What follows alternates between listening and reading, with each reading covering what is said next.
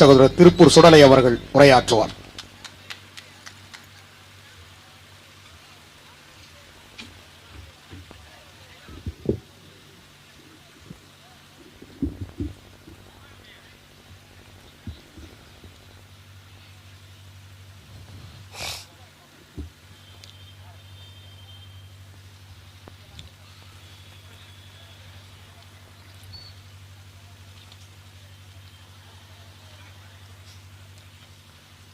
தந்தை பெரியார் வாழ்க, தலைவர் கலைஞர் வாழ்க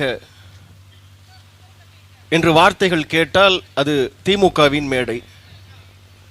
புரட்சி தலைவர் எம்ஜிஆர் நாமம் வாழ்க, புரட்சி தலைவி அம்மா நாமம் வாழ்க என்று வார்த்தைகள் கேட்டால் அது அதிமுகவின் மேடை. பாரத் மாதா கி ஜே, ஓம் காளி ஜெய் காளி என்று வார்த்தைகள் கேட்டால் அது பாஜகவின் மேடை.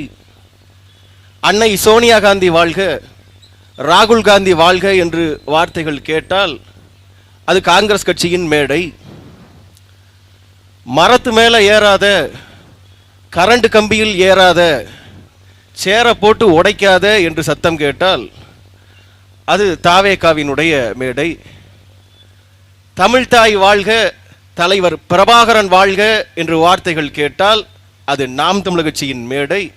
அந்த வகையில் இந்த புனிதமான மேடையில் இன்றைய தேதியில் இந்த கொள்கை விளக்க பொதுக்கூட்டத்தை எப்போதும் போல எழுச்சியும் புரட்சியுமாக ஒருங்கிணைத்து நடத்தி கொண்டிருக்கின்ற, நீண்ட காலத்திற்கு பின்பாக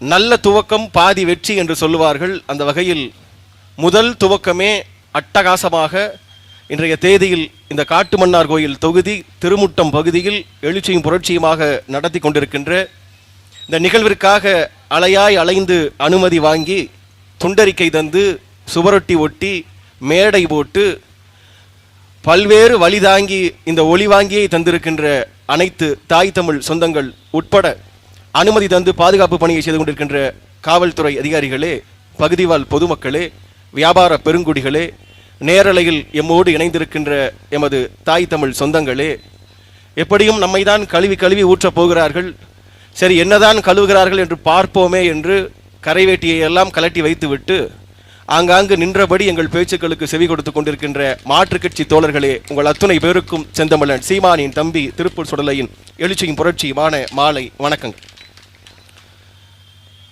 இந்த திருமுட்டம் பகுதியில் மசூதிக்கு அருகிலே நின்று இந்த கூட்டத்தை நடத்தி கொண்டிருக்கிறோம். ஸல்லல்லாஹு அலைக்கும் ஸலாம் சல்லவர்கள் தான் சொல்கிறார்.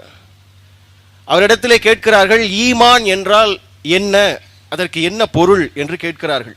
அதற்கு சல் சொல்கிறார், ஈமான் என்றால் இறைவனை நம்புவது, இறைவன் ஒருவனே என்று நம்புவது, அவனது வான தூதுவர்களை நம்புவது.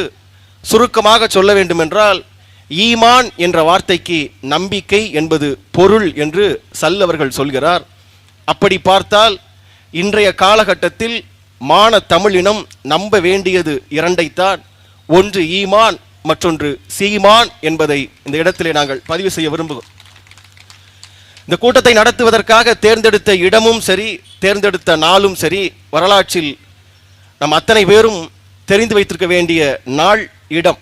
காரணம், இந்த மண்ணில் இந்த இந்திய தேசியத்திற்கு எதிராக, இந்த இந்திய ஒன்றியத்திற்கு எதிராக இன்று வேண்டுமானால் யார் யாரோ பேசலாம். ஆனால் அடக்குமுறைகளும் ஒடுக்குமுறைகளும் நிறைந்திருந்த அந்த காலகட்டத்தில் இந்தியத்திற்கு எதிராக முதலாக தமிழ் தேசியத்தை விதைத்த எங்களுடைய தமிழ் தேசிய தலைவர், தமிழ் தேசிய வழிகாட்டி தோழர் தமிழரசன் உலவிய, அவருடைய மூச்சுக்காற்று உலவிய இடம் இந்த திருமுட்டம். அந்த பகுதியில் நின்று, அதே போல எங்களுடைய ஐயா புலவர் கலிபெருமாள் அவர்களும் சரி, தமிழ் தேசியனத்தின் வாத்தியார், அவரெல்லாம் உலவிய இந்த மண்ணில் இந்த கூட்டத்தை நடத்துவதற்காக நாம் தேர்ந்தெடுத்த தேதியும் அக்டோபர் 10, வரலாற்று சிறப்பு வாய்ந்த நாள்.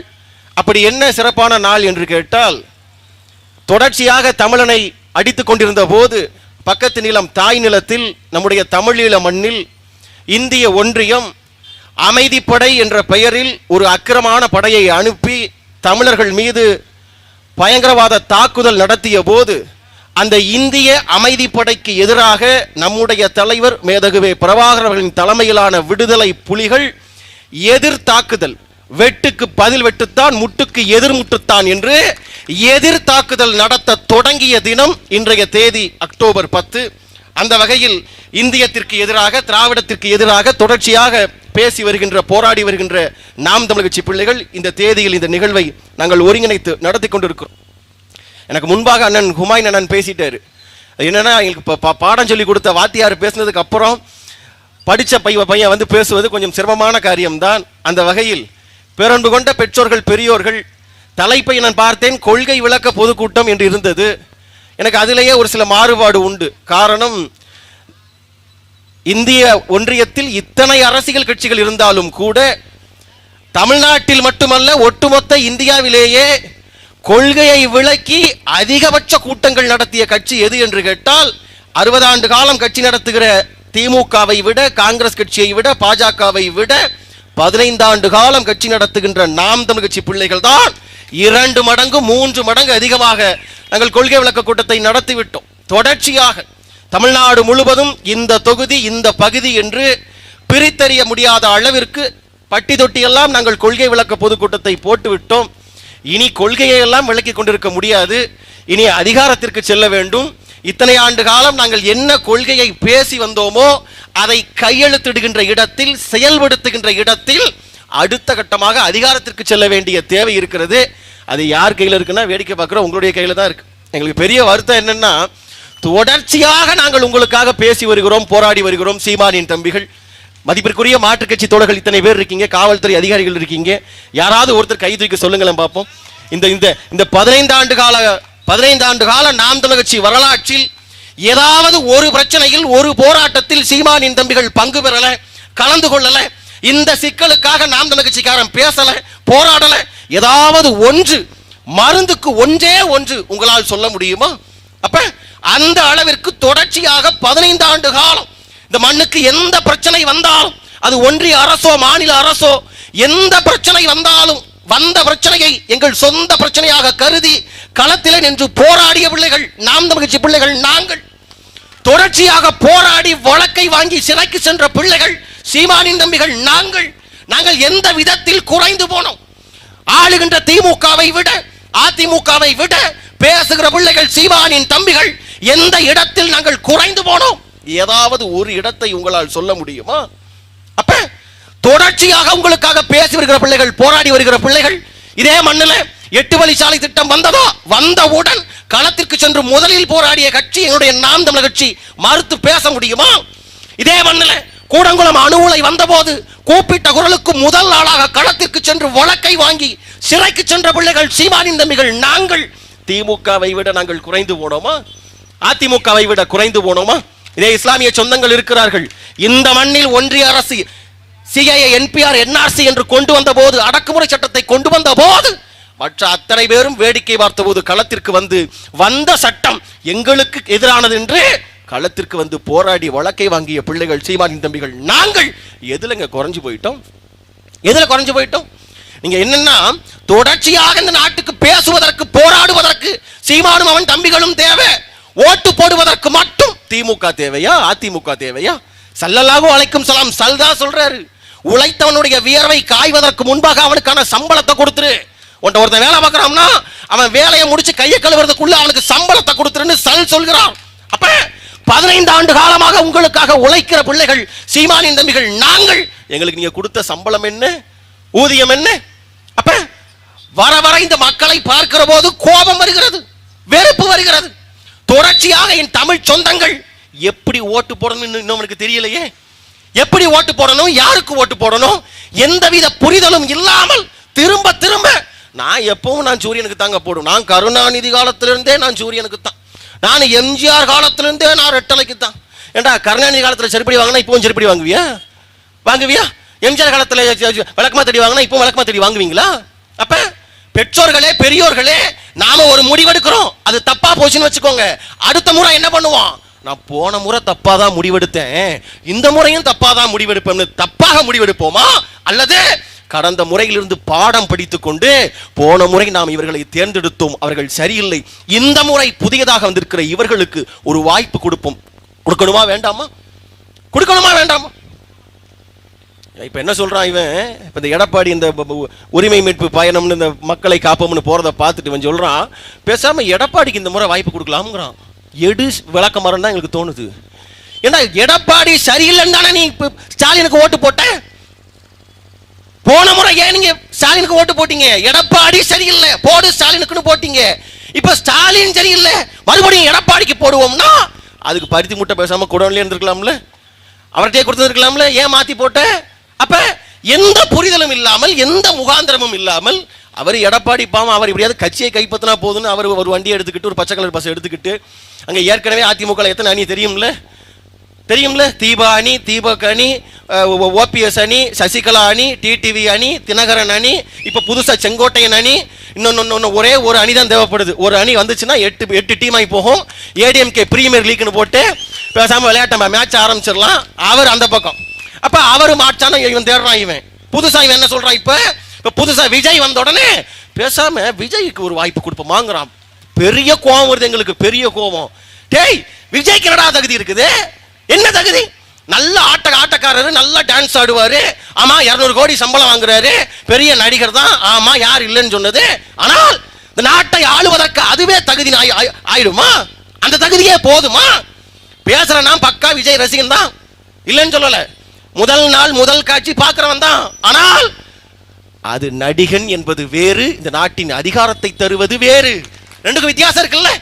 கல்லூரி படிக்கிறப்ப சட்டைக்கு மேல ஒரு சட்டையை போட்டுக்கிட்டு போக்கிரி படத்துக்கு முதல் காட்சி போய் போக்கிரி பொங்கல் ஆடிக்கிட்டு இருந்தப்பதான் அப்பதான் தெரியுது.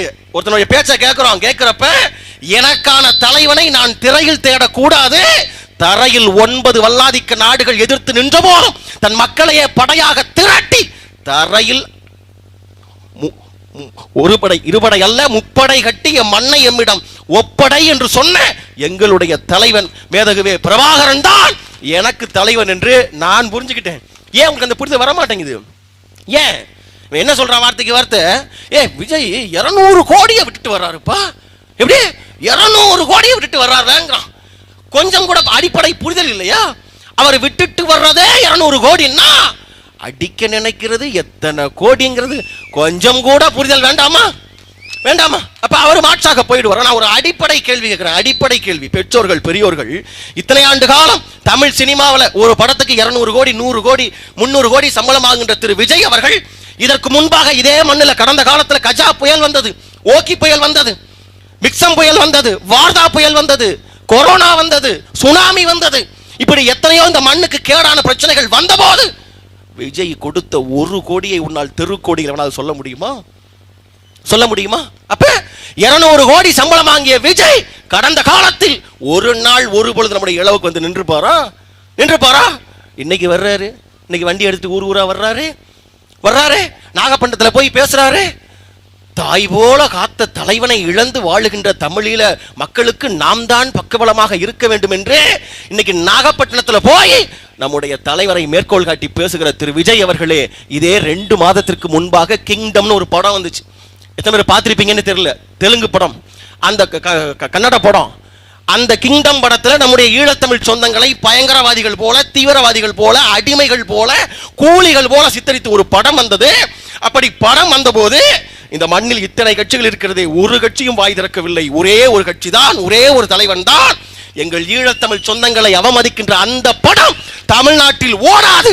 தமிழ்நாடு முழுவதும் போய் திரையரங்கத்தில் பேட்டியை தூக்கி வெளியே எடுத்து போட்டு அந்த படத்தை தடை செய்த கட்சி எங்களுடைய நாம் தமிழர் கட்சி, சீமானின் தம்பிகள். நாங்க கேட்கிறோம், அண்ணன் விஜய் என்ன, ஏன் நீங்க ஒரு வார்த்தை அதை கண்டிச்சு பேசிருக்கலாம்ல? இன்னைக்கு நாகப்பட்டினத்தில் போய் ஈழத்தமிழர்கள்னு பேச தெரிஞ்ச உங்களுக்கு ஏன் கிங்டம் படத்தை எதிர்த்து பேசல? ஏன் பேசல? பேசிவிட்டால் அடுத்து வர இருக்கிற விஜயின் ஜனநாயகன் படம் கர்நாடகாவில் ஓடாது, மானமுள்ள கன்னடன் கட்டாயம் ஓட விடமாட்டான் என்று விஜய்க்கு தெரியும். இது பச்சை சுயலாபம் இல்லையா? ஆளாளப்பட்ட கமலஹாசன் ஸ்ட்ரைட்டா ராகுல் காந்திட்டே பேசுவார். காங்கிரஸ் கட்சியில கூட்டணி, அந்த காங்கிரஸ் கட்சி தான் கர்நாடகத்தில் ஆளுது, முதலமைச்சரா இருக்கான். அப்படி இருந்தும் கூட அவ்வளவு பெரிய கமலஹாசனுடைய படம், தக் லைஃப் படம் கர்நாடகாவில் ஓடல. கன்னடனுக்கு அவ்வளவு இனவெறி. கமலஹாசன் என்ன சொன்னாரு? ஒன்னும் சொல்லல. தமிழில் இருந்து பிறந்ததுதான் கன்னடம்னு சொல்லிட்டாரு. இது ஒரு குத்தமா? ஆளுங்கட்சி, எதிர்க்கட்சி, துக்கரா கட்சி அத்தனை பேரும் ஒன்றாக சேர்ந்து கொண்டு எங்கள் கன்னடத்திற்கு எதிராக பேசிய கமலஹாசனின் தக் லைஃப் படம் கர்நாடகாவில் ஓடாதென்று படத்தை கடைசி வரை ஓட விடவில்லை. பல 100 கோடி கமலஹாசனுக்கு நட்டம். அதையெல்லாம் பார்த்தால் விஜய்க்கு பயம் வருமா வராதா? வருமா வராதா? அப்ப உங்களுடைய சுயலாபத்திற்காக என் தமிழ் சொந்தங்கள் அவமதிக்கப்பட்டதை கண்டும் காணாமல் கடந்து போன விஜய் இந்த மண்ணுக்காக நிற்பாரா? உனக்கு எனக்கு உண்மையா நிற்பாரா? KPY பாலான்னு ஒரு தம்பி, நீங்க செல்போன்ல பார்த்துருப்பீங்க. KPY பாலா ஒரு சின்ன பையன் தான். அவன் சம்பளம் எவ்வளவு இருக்குன்னு நினைக்கிறீங்க? ஒரு 5 லட்சம் இருக்கும், 10 லட்சம் இருக்கும், அவ்வளவுதான். இப்பதான் முத ஒரு படம் நடிச்சு வெளியில வந்திருக்கு. அந்த KPY பாலா வாங்குற 5 லட்சம் 10 லட்சம் காசுல அதை பெரும் 80% பணத்தை எடுத்து இல்லாத பிள்ளைகளுக்கு கல்வி கட்டணம் கட்டுவது, ஆம்புலன்ஸ் வாங்கி கொடுப்பது, தையல் மிஷின் வாங்கி கொடுப்பது. அந்த பிள்ளை KPY பாலா அவனால் அவ்வளவு செய்ய முடியும் என்று சொன்னால் 200 கோடி 300 கோடி சம்பளமாகுகின்ற திரு விஜய் நினைத்திருந்தால் எத்தனை பேருக்கு எத்தனை உதவிகளை செய்திருக்க முடியும்? இதுவரை செஞ்சாரா? யோசிச்சு பாரு. இப்ப ஒவ்வொரு தொகுதியிலையும் முதல் மதிப்பெண் எடுத்த பிள்ளைகளுக்கு கூப்பிட்டு பரிசு கொடுக்கிறாரே. ஏன் இத்தனை வருஷமா இந்த தமிழ்நாட்டில் தேர்வே நடக்கலையா? எந்த பிள்ளைகளும் முதல் மதிப்பெண்ணே எடுக்கலையா? ஏன் இத்தனை வருஷமா கொடுக்காத விஜய் இப்ப மட்டும் ஏன் கொடுக்கிறாரு? ஏன்னா கட்சி ஆரம்பிச்சாச்சு. அப்ப இனி ஓட்டு கேட்டு போகணும். அப்ப தானும் நல்லவங்கிற வேஷம் போடணும். அதுதானே. சூர்யான்னு ஒரு நடிகர் சூர்யா விஜய் அளவுக்கு ரொம்ப பெரிய நடிகர்லாம் கிடையாது, அவ்வளவு சம்பளம் கிடையாது. அந்த சூர்யாங்கிற நடிகர் தான் ஒவ்வொரு படத்துக்கும் வாங்குற சம்பளத்துல கொஞ்சம் மிச்சம் பண்ணி அகரம் ஃபவுண்டேஷன் சொல்லி அகரம் அறக்கட்டளைன்னு ஒரு ட்ரஸ்ட் ஆரம்பிச்சு அந்த அகரம் அறக்கட்டளை மூலமாக பல்வேறு பிள்ளைகளை மேற்படிப்புக்காக வெளிநாடுகளுக்கு அனுப்பி டாக்டர் படிப்புக்கு படிக்க வைத்து அழகு பார்க்கிறார் என்று சொன்னால் விஜய் செய்த ஏதாவது ஒரு காரியத்தை சொல்ல முடியுமா? அவர் தம்பி கார்த்தின்னு ஒரு நடிகர் உழவன் ஃபவுண்டேஷன், உழவன் அறக்கட்டளை ஒரு அறக்கட்டளை ஆரம்பிச்சு அதன் மூலமாக கஷ்டப்படுற விவசாயிகளுக்கு அவரால் முடிந்த உதவியை டிராக்டர் வாங்கி கொடுப்பது, அது உதவி செய்வது என்று செய்து கொண்டிருக்கிறாரே. அதுபோல விஜய் செய்த ஏதாவது ஒன்றை சொல்ல முடியுமா? அத்தனையும் பண்ணி ஒன்னும் தெரியாம கரூர்ல பாத்தீங்கல்ல 41 குடும்பம் அனாதையாக நிற்கிறது. பிணவரைக்குள் சென்று பார்த்து வந்தவன் என்ற அடிப்படையில் நான் பதிவு செய்ய விரும்புகிறேன். பிணவரைக்குள் சென்று 41 பேர், 1.5 மாத பச்சிலம் குழந்தை. அந்த குழந்தைக்கு அது குழந்தைன்னு அதுக்கே தெரியாது. 1.5 வயசு குழந்தை, அதுக்கு நான் குழந்தைன்னு அதுக்கு தெரியாது. அந்த குழந்தைய கொண்டு போய் விஜய் கூட்டத்துக்கு கூட்டு போய் அப்பாவி பிள்ளை பார்ப்பதற்கு அட்டகாசமாக இருக்கிறது. குழந்தை அட்டகாசமா அந்த பிள்ளையை கொண்டு போய் குடல் பிதுங்கி வெளியே முகமெல்லாம் சிதைந்து 1.5 வயது குழந்தை இறந்து போனது. காரணம் யாரா? இந்த விஜய். மாறுத்து பேச முடியுமா? அப்ப காதலிக்க 2 பேர் இன்னும் 1 மாசத்துல திருமணம், 2 பேருக்கு திருமணம், 2 பேரும் விஜயை பார்க்க போறேன்னு போய் 2 பேருமே இறந்து போனார்கள். பெற்ற வயிறு பற்றி எரிகிறது. அந்த தாய் நெஞ்சில் அடிச்சு அழுதா. எப்படி? ஐயோ என் பிள்ளை இன்னும் வாழ்க்கையை ஆரம்பிக்கவே இல்லையே. அழுதா. பதில் உண்டா விஜய்கிட்ட? பதில் உண்டா? ஒரு முறை பார்க்க வந்தாரா? ஓடிட்டான். முன்னாடி பேசின ஹுமாயூன் சொன்ன மாதிரி புஷி ஆனந்தெல்லாம் பரதா போட்டுக்கிட்டு இந்த படத்துல வடிவேலு போவார் தெரியுமா? உயிரே தப்பிச்சு எப்படியாவது ஓடி விடு. அந்த கதையாக புஷி ஆனந்த் பரதா போட்டு எஸ் ஆயிட்டான். விஜய் அவர் என்ன சொல்றாரு? நான் வீட்டில் இருப்பேன், இல்லைன்னா ஆபீஸ்ல இருப்பேன். சிஎம் சார் என்ன வேணாலும் பண்ணுங்க அப்படின்னா, வீடு ஆபீஸ் எங்க இருக்கு? வீட்டுக்கு மாடியில் தான் ஆபீஸ்.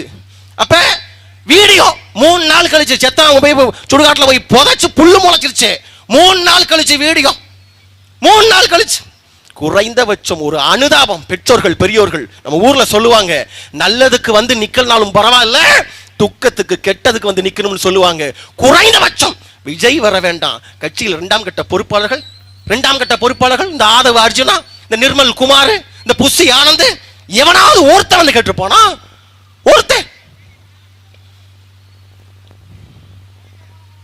நாங்கள் வெளிப்படையாக பதிவு செய்ய விரும்புகிறோம். திமுகங்கிற கட்சி இனத்தின் எதிரி, இனத்தின் துரோகி.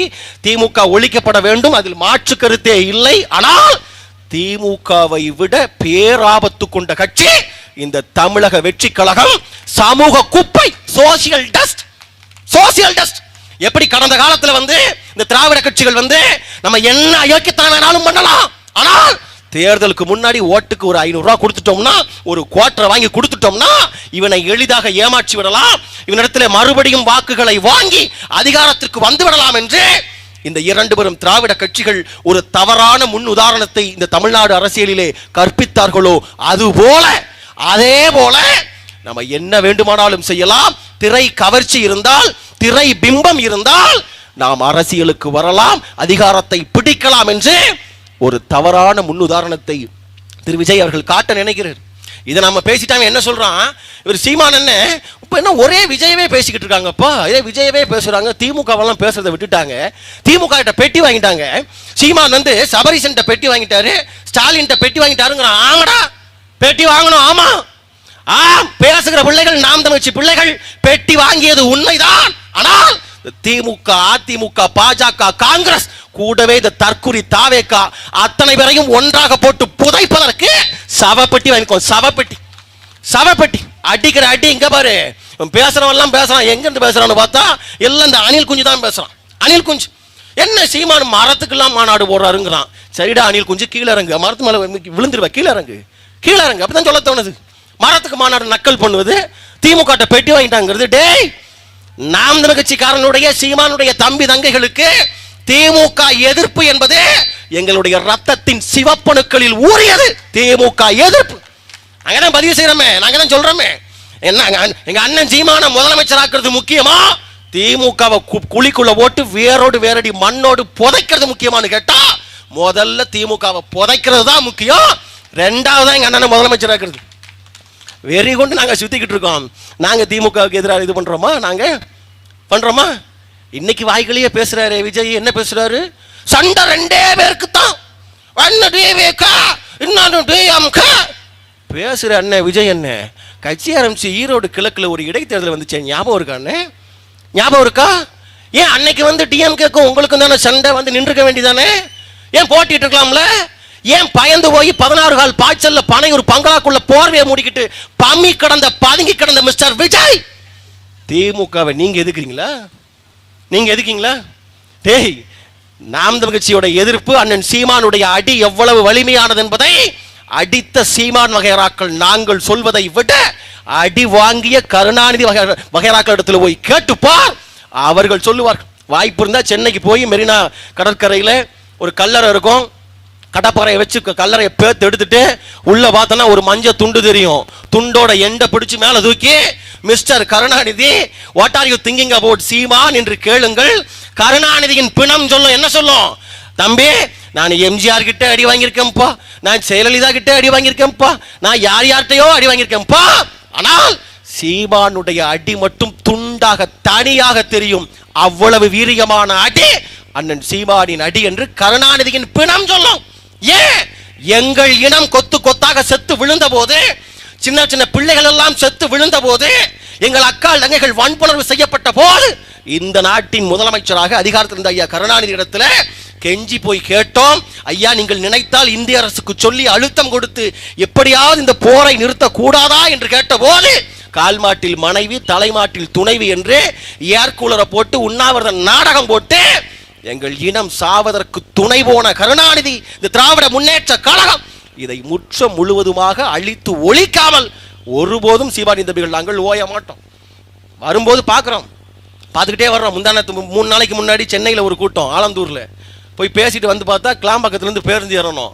பேருந்து நிலையத்துக்கு என்னடா பேருன்னு பார்த்தா கலைஞர் கருணாநிதி ஒருங்கிணைந்த பேருந்து முனையம்னு வச்சிருக்கான். நல்லா கவனிச்சு பாரு. நீ கூட்டத்தை முடிச்சுட்டு அடுத்து தூத்துக்குடி போகிறேன், ஓட்டப்படாத தொகுதியில் ஒரு கூட்டம். போய் இறங்கினா திருநெல்வேலி பஸ் ஸ்டாண்டில் போய் இறங்குற பேருந்து இறங்குறேன். திருநெல்வேலி பேருந்துக்கு யார் பேருன்னு பார்த்தா தந்தை பெரியார் பேருந்து நிலையம் உங்களை இனிதே வரவேற்கிறதுன்னு போட்டிருக்கான்.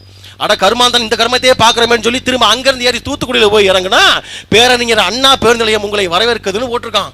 செஞ்சியில் ஒரு பஸ் ஸ்டாண்டு, செஞ்சியில் அந்த செஞ்சியில் பஸ் ஸ்டாண்டுக்கு என்னடா பேருன்னு பார்த்தா கருணாநிதியை பெற்ற அவங்க அம்மா யாரு, ஸ்டாலின் பாட்டி அஞ்சுகம் அம்மாள்னு பேர். அஞ்சுகம் அம்மாள் வர போட்டிருக்கான் கருணா பஸ் ஸ்டாண்டுக்கு. அப்ப பேரன்பு கொண்டவர்களே, உங்களுக்கு உண்மையிலேயே கோபம் வரலையா? கோபம் வரலையா? எங்களுக்கு மட்டும்தான் வயிறு எரியுதா? டேய் இந்த மண்ணுல நம்முடைய தமிழ் இனத்துல இந்த நாட்டின் விடுதலைக்காக அல்லும் பகலும் அயராது உழைத்து செத்து போன எத்தனை பேர் இந்த நாட்டில் இருக்கான் தெரியுமா? இருந்தான் தெரியுமா? ஒருத்தன் பேர் கூட, ஓம் பாட்டம் பேர் என் பாட்டம் பேர் ஒருத்தன் இந்த மண்ணுல போடுறதுக்கு தகுதி இல்லையாடா? தகுதி இல்லையா? கருணாநிதியை பெற்ற சோதனையை தவிர அஞ்சுகம் அம்மாள் செஞ்ச சாதனை என்னடா? சாதனை என்ன? கருணாநிதியாவது மஞ்சள் துண்டை போட்டு அப்படியே 5 வருஷம் பேசி பேசி பேசி பேசி மஞ்சள் குளிச்சிட்டாரு, முதலமைச்சராக இருந்து தொலைச்சாரு. கருமாந்திரம் கருணாநிதி நீ பேர் வச்சு தொலைஞ்ச போ. பாட்டி ஸ்டாலினுடைய பாட்டி பேரை போடுறாரு அஞ்சுகம்மாள். நான் கேட்கிறேன், இந்த கடலூர் மண்ணில், புனிதமான இந்த கடலூர் மண்ணில் பேரன்பு கொண்டவர்களே, வெள்ளைக்காரன் ஆட்சி, காந்திஜியோட சேர்ந்து போராட்டம், வெள்ளைக்காரனுக்கு எதிராக நம்ம பாட்டி, இந்த மண்ணில் பிறந்த நம்ம பாட்டி அஞ்சலை அம்மாள், நல்லா கவனமா கேட்கணும், அஞ்சுகம் அம்மாள் இல்ல, அஞ்சலை அம்மாள் நம்ம பாட்டி, வெள்ளைக்காரனுக்கு எதிராக போராடுறா. நிறமாச கர்ப்பிணி, போராடுறவளை கைது பண்ணி ஜெயிலில் போடுறாங்க. ஜெயிலுக்கு போன நம்ம பாட்டி அஞ்சலை அம்மாளுக்கு அழகான பொம்பளை பிள்ளை பிறக்குது. அடுத்து வாய்தாக்கு கோர்ட்டுக்கு கூட்டு வர்றாங்க. வெள்ளைக்கார நீதிபதி கேட்கிறான், என்ன கேட்கிறான், மிஸ் அஞ்சலை அம்மாள், நீங்க மட்டும்தான் எங்க வெள்ளைக்கார ஆட்சிக்கு எதிராக போராடினீங்க, உங்க வயிற்றுல இருந்த குழந்தை எந்த தப்பும் பண்ணல, நீங்க விருப்பப்பட்டீங்கன்னா தண்டனையை நீங்க மட்டும் அனுபவிங்க, உங்க குழந்தைய உங்க சொந்தக்காரங்கிட்ட கொடுத்துட்டு நீங்க ஜெயிலுக்கு போங்கன்னு சொல்றான் நீதிபதி சொல்றான். அதுக்கு அஞ்சலை அம்மாள் நம்ம பாட்டி சொல்றா, என்ன தெரியுமா சொல்றா, இல்ல இந்த வெள்ளைக்கார அரசுக்கு எதிராக, இந்த பிரிட்டிஷ் ஏகாதிபத்தியத்திற்கு எதிராக நான் மட்டும் போராடல, என் வயிற்றுக்குள்ள கருவாக இருந்து கொண்டு கையையும் காலையும் அசைத்தபடி என் மகளும் போராடினாள், அவளும் சிறையில் இருப்பதுதான் சரி என்று பேசிய நம்முடைய பாட்டி அஞ்சலை அம்மாள். கடலூர் பஸ் ஸ்டாண்டுக்கு ஒரு பேர் உண்டாடா? உண்டா? உனக்கு கோபம் வரலையா? கோபம் வரலையா? தூத்துக்குடி மண்ணில் பேரறிஞர் அண்ணாவுடைய பேரை வைக்கிறான். முறைப்படி பார்த்தால் அண்ணன் ஹுமாயூன் சொன்னது போல தமிழ்நாட்டில் அல்ல, ஒட்டுமொத்த இந்தியாவிலேயே இந்திய விடுதலை போராட்டத்தில் ஆக சிறந்த பங்காற்றிய நம்முடைய தாத்தன் வாவு சிதம்பரனார். அத்தனை பேரும் சொல்லுவோம் அவர் கப்பல் ஓட்டினாருமா. அவர் கப்பல் ஓட்டியவர் அல்ல, கப்பலை ஓட்டி வெள்ளைக்காரனை ஓட்டிய பெருமகனார் நம்முடைய பாட்டன் வாவு சிதம்பரனார். எப்பேற்பட்ட தியாகம் தெரியுமா? எப்பேற்பட்ட தியாகம். மற்ற அத்தனை பேரும் வந்து ஒரு வறுமைக்கு வாழ்க்கைப்பட்டு பிறந்து போராடினா, வாவுசி அப்படி இல்லை. பிறக்கும் போதே கொடீஸ்வர குடும்பம். நம்மளாம் நமக்கு புள்ள பிறந்து வச்சுங்க, கொண்டு போய் படிக்க வைக்கிறதுக்கு பள்ளிக்கூடத்தில் சேர்த்து ஃபீஸ் கட்டுவோம். ஆனால் வாவுசியுடைய அப்பா என்ன தெரியுமா பண்ணாரு, தன் மகன் வாவுசி படிக்கணுங்கிறதுக்காக சொந்தமாக ஒரு பள்ளிக்கூடத்தையே கட்டினார். அப்பேற்பட்ட ராஜ குடும்பத்தில் பிறந்தவர் வாவுசி. இந்த நாட்டுக்காக வெள்ளைக்காரனுக்கு எதிராக பதிலுக்கு பதில், எதுக்கடா வெள்ளைக்காரன் உள்ள வந்தான், இந்த நாட்டில் சம்பாதிக்க வந்தான், அப்ப அவன் வருமானத்தில் கை வச்சுட்டோம்னா தன்னை போல நாட்டுக்கு ஓடி விடுவான்னு சொல்லி பொருளாதார போர். காந்திஜி அகிம்சை வழியில் போராடினார். நேதாஜி INA என்று இந்திய தேசிய ராணுவத்தை கட்டி ஆயுதம் தாங்கி போராடினார் நேதாஜி. ஆனால் இரண்டுக்கும் மாற்றாக பொருளாதார போர் என்று வெள்ளைக்காரனுக்கு போட்டியா நானும் கப்பல் வாங்க போறேன்னு சொல்லி அங்கங்க காசு திரட்டுறாரு. காசு பத்தல, தன் மனைவி மீனாட்சி அம்மாள்கிட்ட போய் கேட்கிறாரு, என்னென்ன மீனாட்சி அம்மா இந்த மாதிரி கப்பல் வாங்கணும், எனக்கு பணம் தேவைப்படுதுன்னு சொன்ன உடனே கழுத்தில் போட்டிருந்த தாலி கொத்தோடு கலட்டி வாவுசியிடம் கொடுத்தார் மீனாட்சி அம்மையார். அந்த காசை கொண்டு போய் பம்பாயில போய் கப்பல் வாங்க போறாரு வாவுசி. போன இடத்துல ஒரு தந்தி வருது. என்னன்னு வருது, இது போல நமக்கு பிறந்த பிள்ளை வந்து இறந்து விட்டது, அதனால அந்த பிள்ளைக்கு இறுதி காரியம் செய்யணும், நீங்க திரும்பி வாங்கன்னு வாவுசிக்கு தந்தி வருது. அதுக்கு பதில் தந்தி போடுறாரு வாவுசி. என்ன தெரியுமா போட்டாரு, எனக்கு பிறந்த பிள்ளைக்கு செய்ய வேண்டிய இறுதி காரியத்தை விட நான் பிறந்த நாட்டுக்கு செய்ய வேண்டிய பெருங்காரியத்தில் இருக்கிறேன், என்னால் வர முடியாது என்று தந்தி அனுப்பினார். அப்பேற்பட்ட பெருமகன் வாவுசி இந்த நாட்டுக்காக உழைத்து உழைத்து சிறைக்கு சென்று செக்கெழுத்து சாகின்ற போது சட்ட பையில 50 ரூபாய் காசுக்கு வழி இல்லாமல் சென்னையின் வீதிகளில் தெரு தெருவாக மண்ணெண்ணெய் விற்று கை நிறைய குஷ்டநோய் தொழுநோய் வந்து கடைசி காலத்தில் கஞ்சிக்கு வழி இல்லாமல் செத்து போனான் நம்முடைய பாட்டன் வாவுசி. அந்த வாவுசியின் பெயர் அவன் பிறந்த தூத்துக்குடி மண்ணில் ஒரு பஸ் ஸ்டாண்டுக்கு இல்லடா, ஒரு பஸ் ஸ்டாண்டுக்கு இல்லடா. வயிறு எரியலையா உங்களுக்கு? கோபம் வரலையா?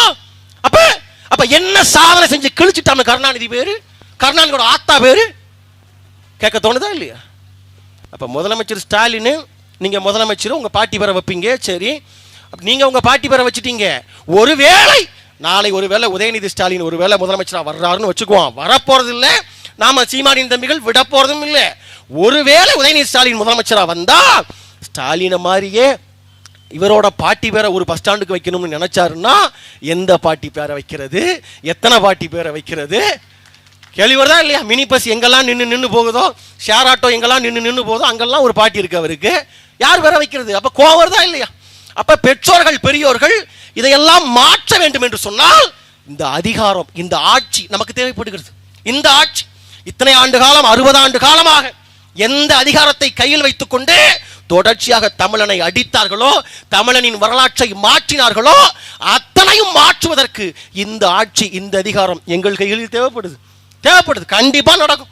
என்ன இவங்களே தான் பட்டா போட்டு எழுதி கொடுத்துருக்கா. கருணாநிதி வந்து முதலமைச்சரா, அவர் போனோடனே அவர் மகன் ஸ்டாலினா, அப்புறம் போனா வந்து உதயநிதியா, இந்த கொண்டு வந்துட்டான் பேரன் இன்பநிதியை கொண்டு வந்துட்டாங்க. பாத்தீங்களா இல்லையா? ரெட் ஜெயண்ட்டுக்கு வந்து அவரை ஓனர் ஆக்குனாங்க. இதே மாதிரி தான் இதே வேலை தான். உதயநிதியை கொண்டு வந்து ரெட் ஜெயண்ட்ல கொண்டு வந்து உட்கார வச்சாங்க, படம் நடிக்க வச்சாங்க. எனக்கு அரசியல் எல்லாம் விருப்பம் இல்லைங்கன்னு டயலாக் கூட்டிட்டு தெரிஞ்சாரு. அப்புறம் அரசியல் கொண்டு வந்தாங்க, எம்எல்ஏ வாக்குனாங்க. எனக்கு அமைச்சராக்கெல்லாம் விருப்பம் இல்லைங்கன்னு சொன்னாரு, அமைச்சர் ஆக்குனாங்க. எனக்கு துணை முதலமைச்சர்லாம் விருப்பம் இல்லைங்கன்னாரு, துணை முதலமைச்சர் ஆக்குனாங்க. இப்ப எனக்கு முதலமைச்சர்லாம் விருப்பம் இல்லைங்கன்னு சொல்றாரு. அடுத்த முறை முதலமைச்சரா கொண்டு வர நினைப்பாங்க. அதே போல பேரன் இன்பநிதியை கொண்டு வர்றான். அப்ப இப்ப நீங்க மட்டும் அந்த ஆட்சி அதிகாரம் உங்களுக்கு மட்டும் தானா? குத்தகை போட்டு பட்டா போட்டு எழுதி கொடுத்துருக்கா? கொஞ்ச நாளைக்கு நாங்க இருக்கோம் அதிகாரத்துல, நாங்க இருக்கோம். சீமானின் தம்பிகளும் இருக்கிறோம். கொஞ்ச நாளைக்கு வாங்க உதயநிதி நீங்க வந்து போராடுங்களேன், கொஞ்ச நாள் போராடுங்களேன், கட்டாயம் நடக்கும். தாய் மீது, தாயினும் மேலான தமிழ் மீது, தாய் தமிழினும் மேலான எங்களுடைய தலைவன் மேதகுவே பிரபாகரன் மீது சத்தியம் செய்து சொல்கிறோம், கட்டாயம் ஒரு நாள் நடக்கும். இந்த பிள்ளைகள் நாங்கள் அதிகாரத்தில் இருப்போம். இந்த உதயநிதி, இந்த இன்ப நிதி, துன்ப நிதி, துயர நிதி, இந்த நிதிகள் எல்லாம் இது போல சாலையில இறங்கி இடிக்காதே இடிக்காதே, எங்கள் தாத்தா கருணாநிதியின் கல்லறையை இடிக்காதே, சீமான் அரசே இடிக்காதே, கண்டிக்கின்றோம். முதலமைச்சர் சீமானை வன்மையாக கண்டிக்கின்றோம். போராடுகின்ற காலம் சத்தியத்தின் பிள்ளைகள் சொல்லுகிறோம், கட்டாயம் ஒரு நாள் நடக்கும். மிகப்பெரிய கனவுகளோடு நிற்கிறோம். மிகப்பெரிய கனவு. அனைத்தையும் மாற்ற வேண்டிய தேவை இருக்கு. அனைத்தையும் யோசிச்சு பாரு. 60 ஆண்டு காலமாக இந்த நாட்டை ஆளுகின்ற கட்சி திமுக, அதிமுக ரெண்டே பேர் தான். ஏண்டா 60 வருஷமா நாட்டை ஆண்டு குறைந்தபட்சம் ஏதாவது ஒரு சில பிரச்சனைகள் ஏதாவது தீர்வு கிடைச்சிருக்கா? காவிரி பிரச்சனை இன்னைக்கு பிரச்சனை இல்ல, நேத்து பிரச்சனை இல்ல, நூற்றாண்டுகளை கடந்த பிரச்சனை காவிரி பிரச்சனை. அந்த காவிரிக்கு இன்று வரை ஏதாவது ஒரு தீர்வு திமுக நினைத்தால் செய்திருக்க முடியாதா? செய்திருக்க கூடாதா? ஏன் செய்யல? ஏன்?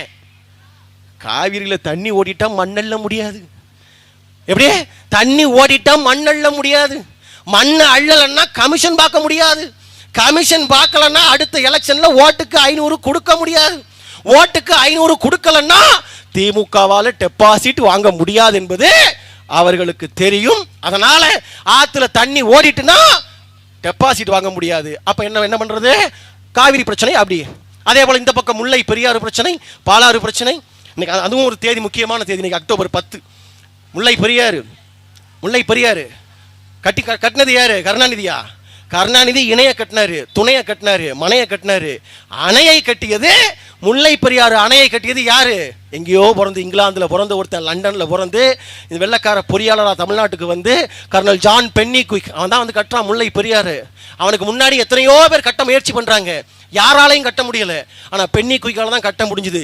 ஏன் என்று பார்த்தால், பென்னிக்விக்கு முன்பாக அந்த அணையை பார்த்த எல்லோருமே அது வெறும் தண்ணீர் சார்ந்த பிரச்சனையாக பார்த்தார்கள். பென்னிக்விக் ஒருவன் தான் அது தண்ணீர் சார்ந்த பிரச்சனை அல்ல, தமிழர்களின் கண்ணீர் சார்ந்த பிரச்சனை என்று பார்த்தான். லண்டனுக்கு போய் தன் பொண்டாட்டியோட நகைகளை விற்று, சொத்து பத்தை விற்று அந்த காசை கொண்டு வந்து 5 மாவட்டங்கள், தேனி, ராமநாதபுரம், மதுரை, சிவகங்கை என்று 5 மாவட்ட மக்களுக்காக முல்லை பெரியாறு அணையை கட்டிய ஜான் பென்னிக்விக் இந்த மண்ணின் கர்னலாக பதவியேற்ற தினம் இன்றைய தினம் அக்டோபர் 10. அந்த வகையில் நாங்கள் பதிவு செய்கிறோம். எங்கோ பிறந்த பென்னிக்விக்கை கூட நாங்கள் சட்டை காலரை தூக்கிவிட்டு பெருமையோடு சொல்லுவோம், எங்கள் தாத்தன், எங்கள் பாட்டன் பென்னிக்விக் என்று சொல்லுவோம். இங்கேயே பிறந்திருந்தாலும் கூட கருணாநிதியை எங்கள் தலைவராக அல்ல, தாத்தனாக அல்ல, தலை மயிராக கூட எங்களால் ஏற்க முடியாது. காரணம் அப்ப இது அத்தனையும் மாற்ற வேண்டும் என்று சொன்னால், பெற்றோர்களே, பெரியோர்களே, தயவு செய்து எங்களை கவனியுங்கள், எங்கள் வார்த்தைகளுக்கு செவி கொடுங்கள். கவனிச்சு பாருங்க, நாங்க பேசுற அரசியல் உங்களால் கனவு கூட காண முடியாததை கண்கள் நிறைய சுமந்து கொண்டு வழிதாங்கி இந்த மண்ணில் நாங்கள் அரசியல் செய்கிறோம். ஒரு புதிய அரசியல், மாற்று அரசியல் உங்களுக்கு வேண்டாமா? எனக்கு முன்னாடி பேசின அண்ணன் சொன்னது போல, பக்கத்துல நெய்வேலி நிலம் கொடுத்தது யாரு? நம்ம தாத்தன் சம்புலிங்க முதலியார். நம்ம தாத்தன் 613 ஏக்கர். அதன் நிலமும் நம்முடையது, வளம் நம்முடையது. இதுவரை கிட்டத்தட்ட 40 லட்சம் கோடி இந்த நாடு சம்பாதித்திருக்கிறது. 40 லட்சம் கோடிக்கு இடத்தை கொடுத்தது நாம், நிலத்தை கொடுத்தது நாம். ஆனால் உள்ள போய் பாரு, ஒப்பந்த அடிப்படையில் செய்கிற வேலைக்கு கூட நம்முடைய அண்ணன் தம்பி தமிழன் அங்க ஒருவனும் இல்லை, ஒருத்தனும் இல்லை. அத்தனை பேரும் இந்திக்காரே. எங்கேயோ பிறந்து பான்பராக் போட்டுக்கொண்டு பானிபூரி திங்கிற இந்திக்காரன் இந்த மண்ணில் நிரந்தர பதவிகளிலும் சரி, ஒப்பந்த பதவிகளிலும் சரி, என்எல்சி முழுக்க, நெய்வேலி என்எல்சி முழுக்க முழுக்க இந்திக்காரன்.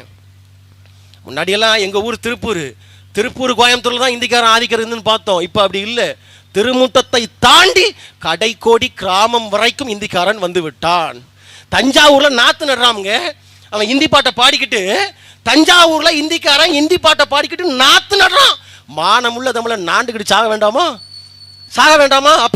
அப்ப நம் வீட்டிலும் பிள்ளைகள் இருக்கிறது, படிக்க வைக்கிறோம், ஆளாக்குகிறோம், வேலை கிடைக்கிறதா? இல்ல. ஏன்? அத்தனை வேலையும் தூக்கி கொடுத்துட்டான், இந்திக்காரனுக்கு கொடுத்துட்டான். கோயம்புத்தூர்ல தெற்கு தொகுதி ஒன்று இருக்கு.